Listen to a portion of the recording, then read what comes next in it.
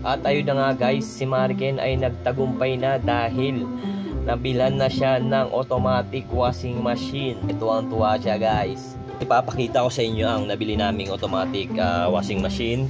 Yan lang, babangon lang ako, nakahiga kasi ako. Ito. Yung cellphone ko guys, maganda, may ilaw. Ilaw. Yeah. Kaso nga lang hindi nagpatinag si Mariken, hindi nagpatalo. Kasi ito, ang binili naming automatic washing machine na talaga namang pumunit. Chamchung! Amchung yung tatak!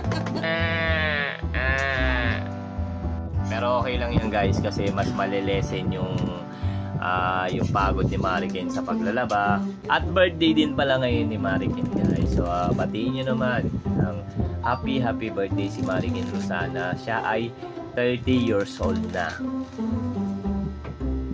Happy birthday Mariken Rosana. Ayan siya guys. Oh. Ngiting wagi. Ito na guys, nagluluto si Mariken Rosana ng ulam namin ngayon.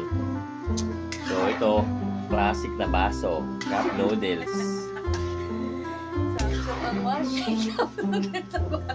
Hindi na kami nakabili ng baso guys.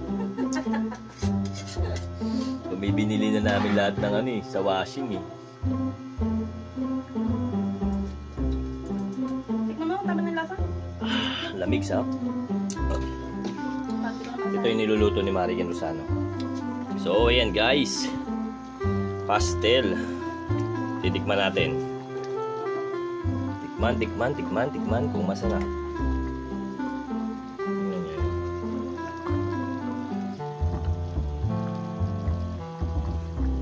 Malasahan ni Mariken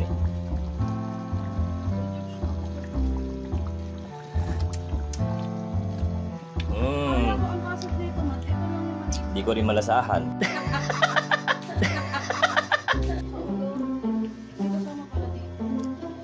Hindi na kasi ako marunong magluto guys. Simulan lang kasawa kami ni Mariken, hindi na ako magluluto kasi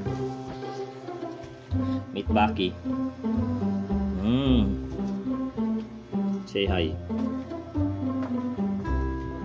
At may pa-pizza pa nga si Mariken Rosana dito.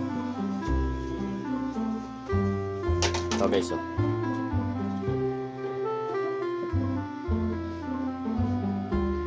Ayun lang yung handa ni Mariken Rosana guys. Happy birthday to you. Happy birthday to you.